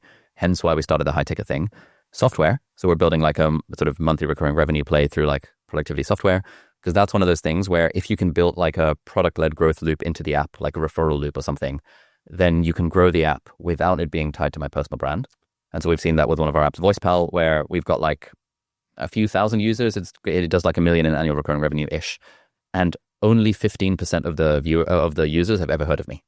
Whereas at the start, it was 100% because I provided the initial traction. But over the last 12 months, actually, it's mostly grown through word of mouth, which means now we have an asset that is decorrelated to my fame on the internet.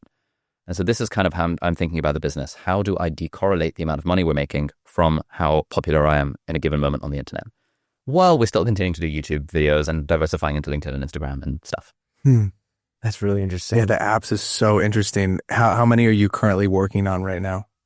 So VoicePal is out, Momentum is out. Momentum is sort of like a habit tracker with accountability. We're actively working on Creator Grid is out as well, so that's a third. We're actively working on like a fourth and a fifth, but trying to sort of weave them into like one ecosystem of like productivity that all like talk to each other and stuff. So that is what I'm doing for 3 hours this afternoon, because it's a Tuesday, so it's my software block this afternoon, thinking about how these apps these different apps interact and what's like the system behind how they talk to each other, so that if someone wants to massively become more productive, they could just like, yes, they could use Todoist and like Notion for some stuff and like email for some stuff and this and that, or they could use all of the individual apps that we're building that all talk to each other, that will then give them insights into how productive they're being and what they can tweak and stuff. So that's what we're crafting right now, and that feels quite exciting. Do you see a world, and maybe you're not even thinking this far in advance, but like, is there a possibility or a world where you're not actually making YouTube videos anymore?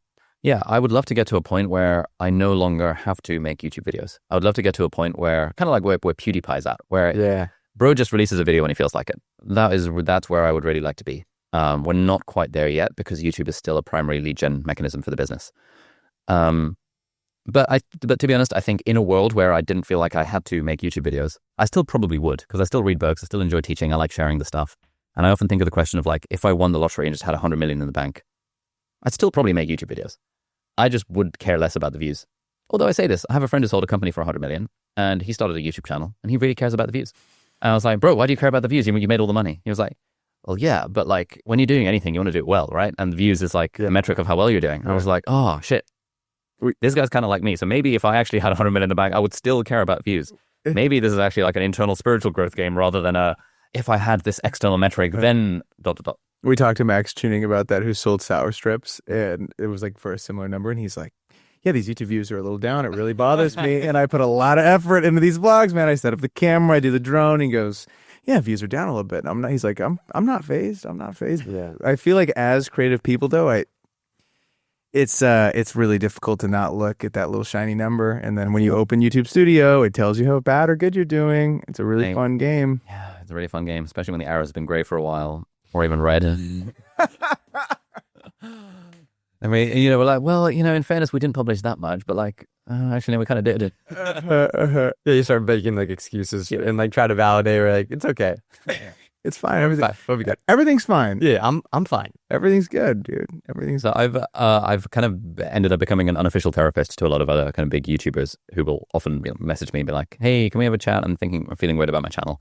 And we'll have a conversation about it. And almost always the pattern will be video topic X does well. I don't give a fuck about video topic X anymore. I really want to do video topic Y, or just not make videos at all. But I can't because like actually sponsors and also more sales and also like revenue. Oh man, if I just keep this up for X amount more years, then I'll have Y amount in the bank and then I'll be able to chill out. What do you reckon? And I'm like, then we just sort of like explore. Well, okay, what does that exploration look like? Don't have to name names at all, but what are you... Exploration looks like asking the question, like, if you won the lottery, would you still want to do YouTube videos or not? Like, what I'm trying to get at is YouTube a means to an end for you? Or is it like actually the infinite game you want to keep on playing? Mostly for YouTubers I've spoken to, it's actually more like an infinite game. But for some, it's been like, you know what? I want to... If I had 5 mil, 10 million in the bank, et cetera, I would never make content ever again, because I actually don't enjoy it. And I don't like the fact that I'm somewhat known, and I don't like being recognized on the street, and I just want to open a bakery and where no one knows who I am. That kind of situation. And so then that's interesting. So in that world, it's like, okay, let's figure out a plan to get you to your financial goal. Also, do you really need to hit that financial goal? What's really the point? Do you think 5 million is going to change your life compared to 4 or 3 or 2 or 6? Or like, how do we land on that number? What's our like monetization mechanism within the business? Can we see ourselves running a lifestyle business where we're running a high ticket coaching program that helping people, but not making content? Be like, oh yeah, I love the idea of helping people. I just don't want to, I just want to work with a small number of people, like really one-to-one. Okay, cool. Did you know you could charge 100K for that? Like, holy shit, that kind of stuff. So it's about figuring out what they actually want, and then is the plan, like, what is the plan they're following to get what they want, and is there alignment between their goal and the plan? You've also gone through a little bit of a rebrand. Like, so much of your content was focused around productivity, and now it's a lot more about building a business. Did you struggle with that? Was like making content about productivity something that you're like, I don't really want to make content about this anymore? I'm really more interested in the business side of things? Yes. Yeah. In the early days, when I was learning about how to be more productive, it was interesting for me to document what I was learning about how to be more productive. I was taking all these courses and building my freaking second brain and trying all these apps and stuff. But really, the reason I cared about productivity in the first place was because I wanted the financial freedom through building my business. Like when I was in med school, I had to find a way to squeeze more efficiency out of my time. When I was working as a doctor, I had to figure out how can I build a content engine that means I can do it part-time, etc. But now that like I've kind of gotten there, for me, talking about business is way more interesting and energizing than teaching someone how to focus a little bit better. Because I feel like I've done that to death, and we've got a course about it, we've got some apps about it, and so I still do productivity content, but I'm trying to sort of position the brand so that it like focuses on this idea of freedom to live life on your own terms. Like that's the thing that I care about. And productivity is a vehicle to getting to that destination. Similarly, building a lifestyle business is a vehicle for getting to that destination. So I sort of view those as all reaching for the same kind of thing where you've got control over your time and you can spend it how you want. And do you feel like you've gotten to that point yourself personally? Where I have control over my time and spend it how I want. Yeah, for the most part. Certainly, if I was content to make less money, I can literally do whatever I want with my time.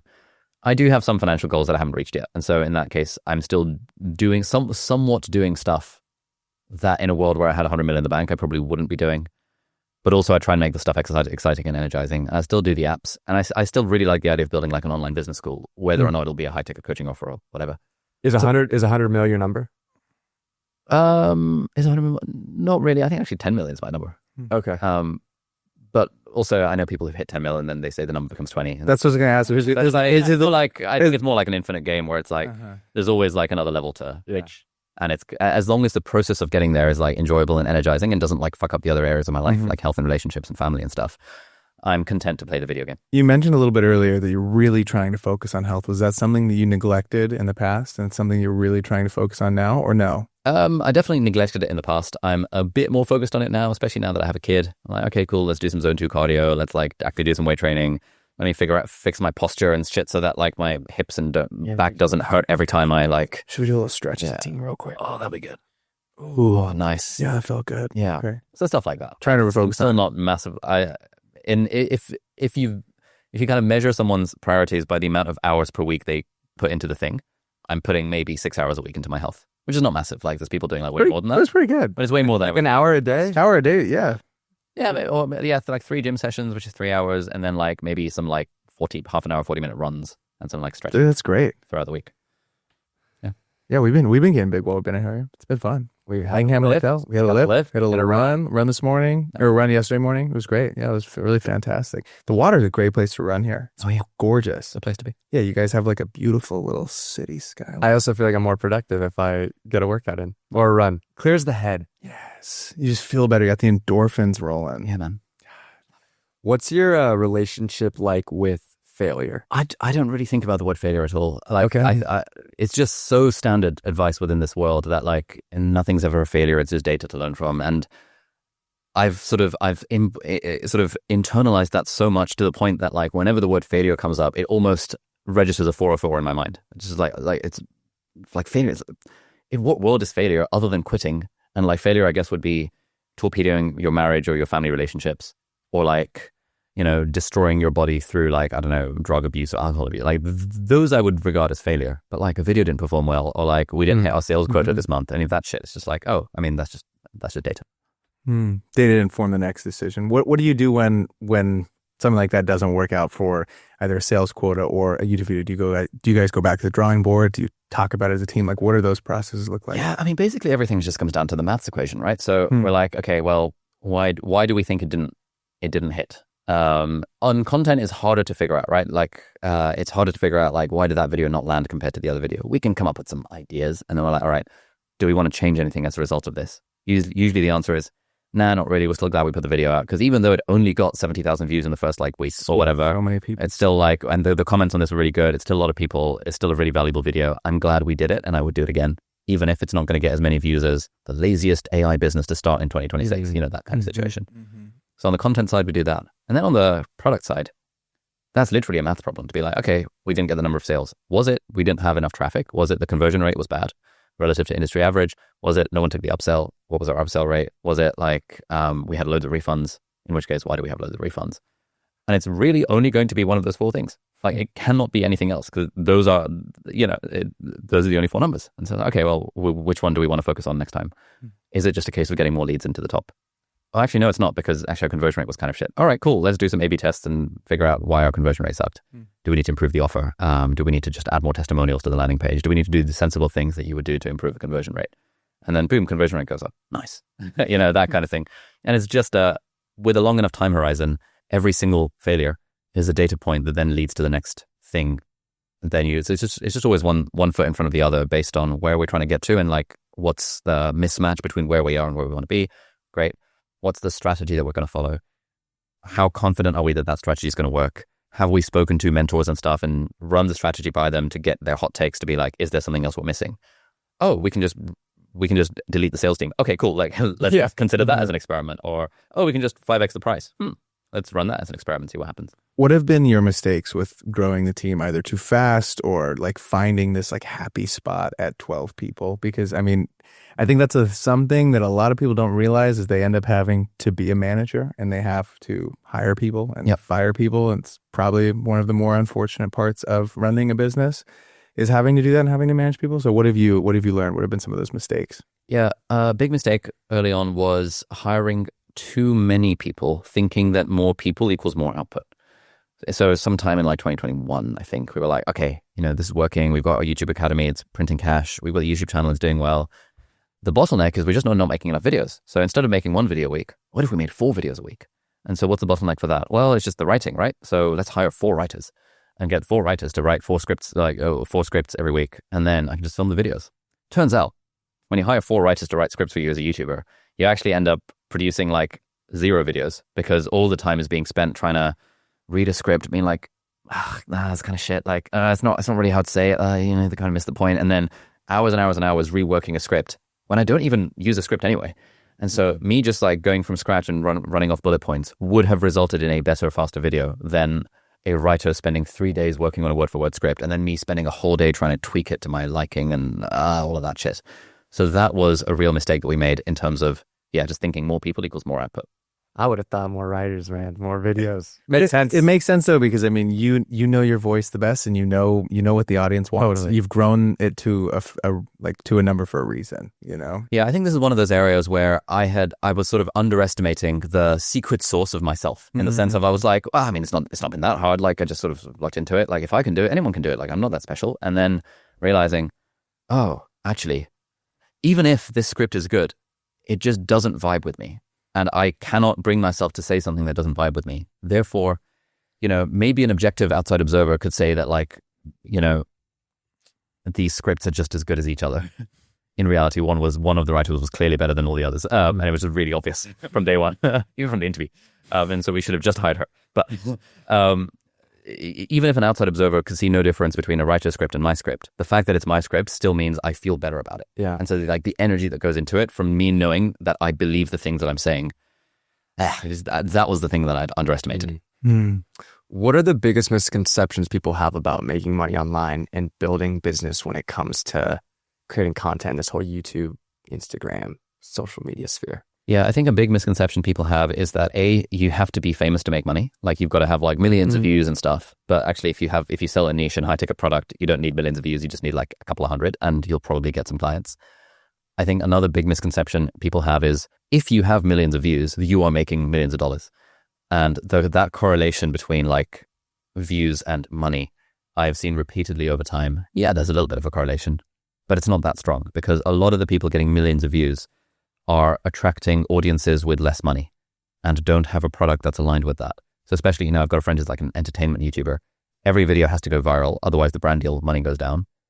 And he can't really sell anything other than merch because it's a broad entertainment audience. And so there's no way he could sell a course because they'd be like, bro, what are you doing? Like, it's just not the right thing because it's an entertainment audience. And so he is constantly on like the viral video hamster wheel, trying to figure out how do I up the ante and do something even more absurd for the next video, so that we can get at least 1 million views, so that NordVPN won't like cut the sponsorship deal or whatever. And that's a hard place to be. I'm so glad we're not in Yeah, there. I'm so happy. God, entertainment seems so tough. So difficult. It seems very difficult. I feel like can look really sexy and really fun. You're like, you're this fucking awesome, fun YouTuber. People, you have community, people love you. Because nobody, like, the fan bases ride the hardest for entertainment YouTubers. Yeah. And it seems like this sexy thing to do. Yeah, I think also that fan base skews very young. Like generally, the younger you are, the more of a stan you are for like particular entertainment YouTubers or boy bands or girl bands, whatever the thing might be. And generally, as people get older, they tend to mellow out a bit. And generally, as people get older, they tend to make more money and have more money to spend on educational things. So like, it's just when you attract an audience of like kids who love your entertainment content, it's actually quite hard to build a business on that unless you're selling a Feastables or a Prime or whatever. And then that is itself its own challenge off on the side. Were you a super fan of anything growing up? Harry Potter. Ooh. Yeah, that's probably the thing I'm still a super fan of now. Yeah. Have you been to Harry Potter World? I actually haven't. I used to live 20 minutes from there, and so I just never went. What? I'm in the UK, yeah. You're a big fan of it, huh? That's fun. It's nostalgic. It is nostalgic. Dude, they had it all on China Air. We might need to rip that on the way home. Yeah. I might need to. What, every freaking episode? We might You need think to. you could get through Yeah, for sure. every episode? I'd be talking in a British accent by the time we landed, dude. God, this has been so epic. Do you have anything else for Ali? I've recently also gotten into Harry Potter fan fiction. I love it. That's been a recent Really? discovery. Yeah, it's so good. Wait, like fans writing. Yeah. Oh wow. Yeah, that's actually so sick. Huh. Yeah. Interesting. Anything else for Ali? What house would you be in? Ravenclaw, probably. Yeah. I can see that. Yeah. Be a Gryffindor guy. Nice. Yeah. What are you? Gotta call it. Dude, I might just go Slytherin. Just to shake things up. I love green. Yeah, just to say, yeah. Fuck it. God, this has been so epic. Thank you so much for coming on the show. We came all the way out to Hong Kong to make this happen. It's been an absolute blast. So thank you for welcoming us in the studio. Ladies and gentlemen, this has been episode 182 with Ali Abdaal. If you're still here, please hit the subscribe button, drop us a comment, leave us a like. We'll see you guys all next week. Peace. Hope you're enjoying this episode. Real quick, want to let you know about an awesome free product that we got linked in the description. It's our personal brand Kickstart. What's in it? Okay, we got 5 prompts for you. It's going to help you define your personal brand, get clarity, and start posting content that really resonates with your audience. It'll literally take you less than 10 minutes, and it's been super apparent with all the guests that we've had on our show. They have really strong personal brands, and it's allowed them to scale their businesses. So go check it out. Top link, and let's keep it rolling. Welcome back to the PPD. Come on, this is the best time. Some say they just come for this part. That's what people say. That's what people are saying. What a fun episode. One of my favorites. A little stressful. Little at the beginning. stressful. We had a cord right before Ali walked in. Okay, UK plugs. The UK are really confused with their voltages on the plugs. Plug it in, just pop, goes crazy. This is the first time we're taking the pod internationally, and something we didn't really think about was the fact that they use different voltage, different outlets. So we've been having trouble with like power banks and like extension cords and all that kind of stuff. Too much power into one power bank. Love it. But if you've made it this far, this is where we break down what happened in the episode. Yeah. Our biggest takeaways, some things that we want you to reminisce on and really think about. And then we'll tell you some updates because we're out here in Hong Kong all the way from the United States. We got updates. We got lots of updates for you guys, which is amazing. Something I want to bring up right off the bat is Ali talking about it's way easier to sell something expensive. I own a production company. That's what I do during the day. And it's really interesting because we deal with like these really large commercial brands. Okay. Like we just shot a commercial, or we just did a photo campaign for Venmo. And in this line of work, if you are bidding on a project and you come in way too short, we kind of briefly touched on this during the pod, you're seen as like an amateur. Yeah. And you're not really solving like a big problem for these brands. They immediately are like, oh my God, it's too cheap. I can't even imagine that they would be able to do this. It's like, it's a little scary. So if anyone out there, if you're promising like, oh my God, I'm going to save you $100,000 on your taxes. Let's say that's your business. You're like a tax consultant. You're like, how much is it? It's $25.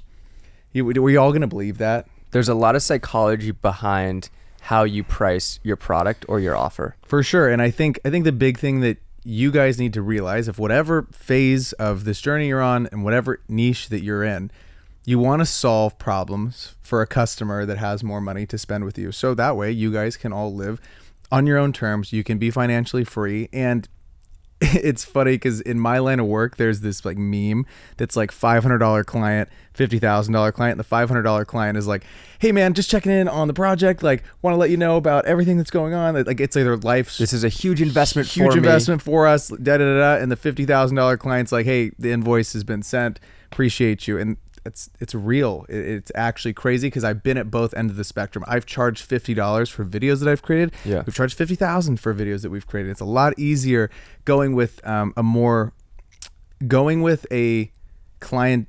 It's a lot easier to go with a clientele that understands what their money is being used for, and like they see the value in you. You know what I'm saying? They really understand, like, okay, if I spend this money, this is the outcome that I'm trying to get. Yeah, and when it comes to selling cohorts or courses or anything digitally, a service, if you service a customer or an audience at a higher price point, they're already probably looking to spend their money to like improve or fix their problem. A lot of times when you're selling something cheap, you're going after an audience that probably doesn't even know that they have a problem. Yeah, they're not even aware of the problem. Exactly. And it sounds so counterintuitive, but like it really is so much easier to sell a more expensive product, because then all you have to do is like focus on the transformation that you're going to give or promise to said individual, and you're not really going to get pushback on price. If someone is willing or able to spend $5,000 or $10,000 on a product to solve their problem, they're not worried about the price. You're not really going to get resistance on price. They're just willing to spend any amount of money that it takes to fix their problem. Once you or if you're selling something low ticket, then you get a lot of like, man, like I know I want to do this, I know this would help me out, but like like I got the shoes, I just got the off-whites, I got the new off-whites, I just bought a new lens, like I can't really afford this right now, like maybe later. Or you get a lot of like, I can't afford this, but I would like to do it. If you sell something more expensive, they're just like, can this help me or not? Price isn't really an issue. 1000%. I think it's also really important to note you have to be great at anything to sell a service. Like you really have, like whatever your promise is, you got to be able to deliver that repeatedly. It's not like, oh, I can do that for every 1 out of 10 people that get my thing. You know, I'm gonna clean their. If you have a car detailing business, let's just use that as an example because it's like service, right? You have a service-based industry. And you're like, hey, it's $650, but this person only goes after really nice cars. They do a crazy job. It takes them hours to do this specific thing, right? You got to do the damn thing. Yeah. You can't just like, oh, we just half-ass like these 3. We only do 1 really well out of 4. Like you got to crush it with whatever thing it is. If you're in a service-based industry, like you got to knock it out of the park. That's how you get referrals. That's how people keep coming back to you. And then testimonials. And your business will start to grow without you having to run ads or post content and do all that stuff. I also really valued and liked what he said about when you're crafting your offer, it has to be super tangible. It can't just be like, I'm going to help you overcome your imposter syndrome. Like it's very like foo-foo. When it comes to this, like you want to be able to make a promise that you know you can track. For example, he's like, I'm going to help you make $100,000 with the lifestyle business in 12 months. It's very tangible, very practical, as opposed to something a little bit more foo-foo, woo-woo, like, hey, I'm going to help you with mindset. Yeah, and I think there used to be a huge misconception online, and Ali referenced this, of like build the audience first and then come out with something to sell. This can work in any industry. I'm personally really into bonsai trees. Okay. One of the people that I follow, he's like this older gentleman, and he makes some of the most calming, soothing videos about bonsais. He has a program teaching you about bonsai trees and like how the art of it and how to sculpt your first tree and do all of this stuff. I don't know if he sold it later on or if he sold it earlier, but if I was just finding him and I'm getting into this, like I'd get it, and I'd learn about, oh, this is an amazing craft, and I wouldn't think it's weird for this person to sell this thing. He puts out amazing free value on YouTube. He like talks about breaking down his trees and like why he does certain things. It wouldn't be weird for him to do that from day one, or if he has a ton of subscribers, put it out then. It's like you guys all, if whatever the thing is that you're into, you build up knowledge of it, someone's always going to be getting into it, and you can help that person with, you can have it at varying price points. It doesn't just have to be, you know. When in doubt, if you're struggling to think about like what to sell or what offer you want to create or what niche you want to go into, just think about yourself 5 years ago. How can you help yourself 5 years ago get to where you are now? Because you might not think you have a lot to teach, but like, I think it was with Jeff, he's like, it's the information, what's the fucking term? It's synthesize? Like, it's when you do something so often that it's just second nature to you that you don't realize that beginners like don't understand the very basics of what you can do. So yeah, always think about you 5 years ago. How can you help that person? And yeah, if you also start with your offer from the get and you figure out what problem specifically you are solving, it makes creating content and it makes the clarity around your personal brand a lot easier, because you're focused on like, okay, if I'm trying to sell this thing or this is my offer, this is going to be a part of my business, then the content that you need to make to be able to like position yourself as an authority figure or generate leads to that specific product or your offer becomes a lot more clear. If you don't have an offer, you're like, I want to build a personal brand around this, but like, I don't know, I don't have as much clarity as like what I want the end result to be. And building leads is the entire thing. Yes. In my line of work, if we don't have leads, we don't make these videos for brands. We don't make the photos for brands. We starve. You have to have leads. And anything, literally anything. Any business. Any business number one in the world. I strongly advise that you guys get into some sort of long form piece of content. Because then you guys have an engine to be able to go put onto TikTok and on Instagram and onto LinkedIn and Shorts and do all of that stuff. But it can come from this long form thing. It works for any sort of industry. I'm going to give you like another example in the service-based industry. Let's use a barbershop. If you ran a barbershop and you're a service-based provider, right? I would probably start with like a YouTube series following like the day in the life of the shop and like servicing all of your clients. Then you have, let's say you do 8 people a day. Fantastic. Now we have 8 videos that we can chop up of all these cuts and we can throw them onto Instagram, YouTube Shorts. We could potentially run an ad with them. Now we have eyeballs and we can turn that into traffic to then book for your barbershop. And for a barber, like you have such, it's not low hanging fruit, but it's like you have a clear before and after. Boom, boom. Dude, people are coming in. They're hurting, man. Think about how good you look after you get a haircut. Dude, especially I know. you. Another thing that he touched on is qualifying leads. And that's something that we learned from Daniel Priestley, and so did he, is like, yes, you want a lot of leads. Obviously, the more leads you get equals more business and more money, but you need qualified leads. And sometimes it's as easy as like having somebody qualify themselves through a form. And we've also learned this like through Colin from Amalfi Jets. If you create actually more friction in how you qualify and how hard it is for someone to qualify themselves for your product, it creates a more qualified lead, because you know that they want to work with you because they're actually taking the time.